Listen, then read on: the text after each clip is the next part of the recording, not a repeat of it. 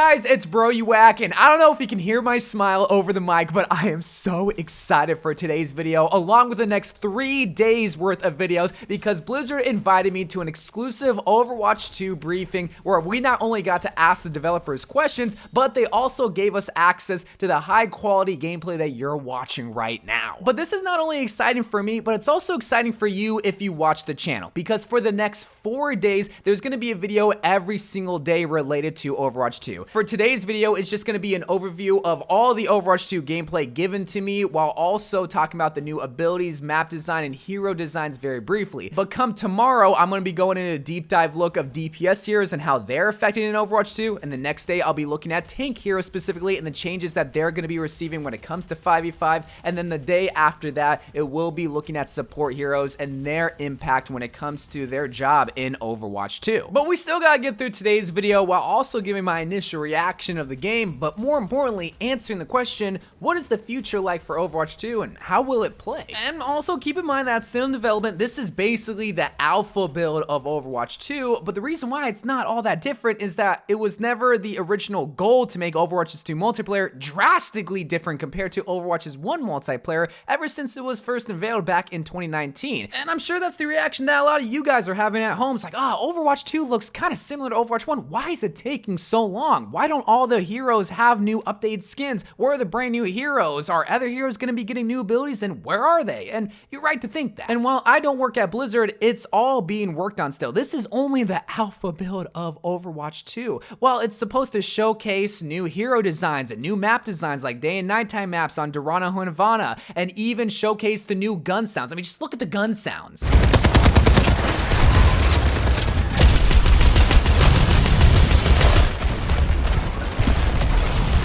Blizzard is just trying to give you little bits and tastes of the changes that they're making in Overwatch 2, which, I mean, at this point, it honestly has been a lot. I mean, even a big change that has yet to be talked about or even showcased, I think, is that brand new green shield that you see at the end of the health bar of every single hero. And that's not just like a brand new thing. No, it's a combination of temporary shield and armor, which is overhealth. Just a combination of the two things that you get after a Lucio ultimate or a Brigida ultimate. And yeah, while those changes are nice and very much appreciated, it's definitely not Blizzard's main focus. Like, they're not wanting to give Overwatch 2 multiplayer just a fresh coat of paint and call it a day. No. What Blizzard's main focus is, and the main reason why it's taking so long to release, is the fact that they're not only making a 5v5 format, but they're also trying to balance out every single hero to fit that 5v5 format, but to also balance out every single hero that is bad, which we saw previously with the Sombra and Bastion reworks, which are two of the worst heroes in Overwatch right now are much better of heroes. But more importantly, and the thing that I want to stress about the most in this video when it comes to Overwatch 2 multiplayer change, is that it rewards the good individual Overwatch player rather than just reward the team that comes together and picks the strongest meta heroes. Now, don't get my words twisted. If there's good Overwatch players that also have good teamwork, they're gonna win. But if there's two teams that have terrible team coordination, there's an opportunity for you to carry as an individual, because you're good at Overwatch and you will be rewarded because the heroes cater to a more individual playstyle. The perfect example of this change in mindset of being a good individual Overwatch player and getting rewarded for it is just watching Bastion gameplay. Right now, when you play Bastion in Overwatch 1, you need so much teamwork and so many heroes to play around your Bastion to make him viable. They don't want that in Overwatch 2. They want the Bastion player to be free to play Bastion, even if you don't have a Reinhardt, even if you don't have a Baptiste or a Mercy to protect you, even if you don't have double shield, because they want the Bastion to be free to pick Bastion and not just be picked in a meta situation, like the pirate ship meta. And we see that with a ton of DPS heroes. We see that with Sombra, especially with the reworks where she's able to be a really good hacker, but still a really good DPS hero. And we even see that with the Mei changes, where they're starting to nerf a lot of the annoying CC abilities when it comes to Mei, but trying to make her a powerful DPS hero because she's a DPS hero. Yeah, she's good in a team aspect, But if you're a good individual Mei that can only pop off by yourself, well, you have the opportunity to do so because now you do a lot more damage with your primary freeze, even though it doesn't freeze you, but you also have more opportunity to shoot more secondary fires because you have a lot more ammo. And while there aren't any changes to this specific hero in this gameplay or any of the patch notes that were given to me when it comes to this Overwatch 2 play build, a hero like Symmetra is a good example that is probably going to be changed in Overwatch 2 to fit the more individual playstyle. Because once again, the mindset that Blizzard has when it comes to rewarding a good Overwatch 2 player is to give you as many opportunities as possible to pop off as an individual, either by giving your heroes new abilities that give you the opportunity to do more damage, whether it's to lower the impact of the healers and how much health they give, or to reduce the number of tanks that are on the field, which is now just one, which is a good segue into what's going to happen with tanks. Which again, I will be making a video in the next couple of days talking about the tanks specifically and each individual hero and how they're going to be affected. But yeah, as everyone knows in the whole entire world, there is only one tank on the field when it comes to the role queue aspect. It's one tank, 2 DPS, 2 healers, making it a 5v5 format. And a lot of people are scared for off tanks. They're scared for Roadhog. They're scared for D.Va. They're scared for these heroes that's main job isn't to necessarily protect the team or to create space, but rather just get kills and do damage. So how does Blizzard compensate for there being one less tank, possibly compensating for the lack of a main tank or lack of an off tank? By making it so every tank fits a main tank and off tank role. By giving D.Va and Zarya more opportunities to protect the team, by giving D.Va more defense matrix juice, or by giving Zarya 2 extra bubbles back to back, or by making Reinhardt and Winston off tanks, by giving Reinhardt 2 new fire strikes, or Winston the new Chidori ability. Now you got a good mixture of main tanks and off tanks for every single tank. Now every single tank is viable even if you don't have a shield. You can run just the D.Va because, well, you're kind of forced to, because it's either you play Reinhardt, Winston, and Orisa and Sigma, or you don't. And now you're not really forced to just play a shield if you are a D.Va main or a Roadhog main. Because as a D.Va, while you might not have Reinhardt's shield, while that's still very unique to Reinhardt and why you would play him,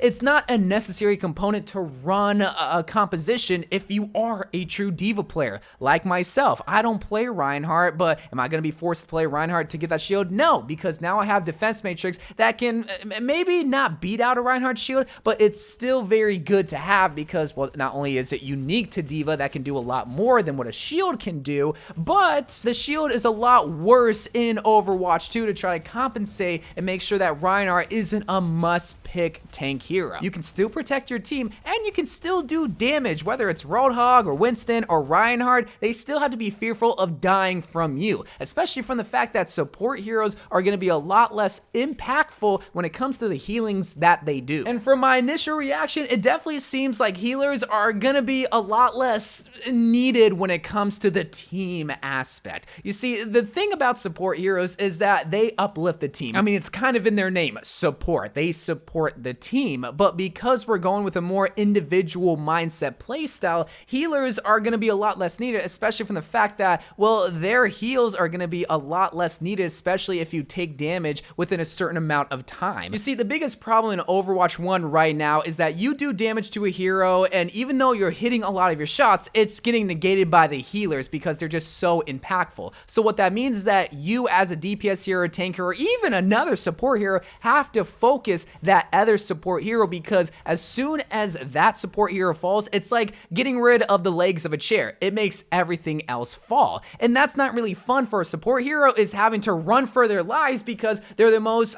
important high priorities target. Now, if you're a lot less impactful when it comes to heals, now a DPS hero can just shoot a DPS hero, and if they're hitting all their shots and it's all headshots, well, they get rewarded with a kill because it's not getting negated by heals, which means you as a support hero doesn't get killed or isn't as targeted as frequently. And that also means you as a support hero can be a little less babysitter mama, like, oh, you want your Baba to a DPS killer, even though you're still support. Like, I'm thinking of Lucio, I'm thinking of Zen, I'm especially thinking of heroes like Ana and Moira who feel a lot less bad sucking someone up or sniping someone when they should be healing the team, because once again, oh, you're a babysitter, oh, did someone want their Baba? So it might seem like healers are useless or they're not going to do as much heals as they did in Overwatch 1, and they definitely won't do as much heals, but they're going to be a lot more of an individual rather than just just having to support trash teammates and can pop off once in a while by themselves because, well, their heals,